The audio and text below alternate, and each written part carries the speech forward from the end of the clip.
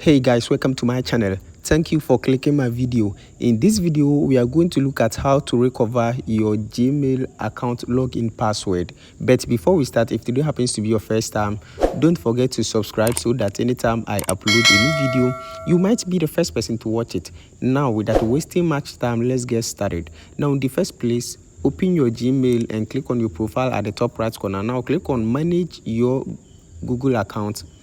Now once you click on that, you can see password manager. Click on password manager, and once you click on password manager, just wait as it is loading, and you can see over here, click on google.com. so you need to scroll to where you can see google.com, and once you click on google.com, just confirm your password or your face ID over here.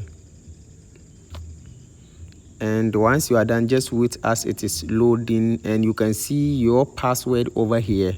So you can choose to edit or delete it from this place so that you can see them anymore in the future.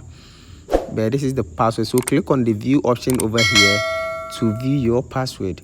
I hope this video is very helpful. Thanks for watching, and also subscribe for more.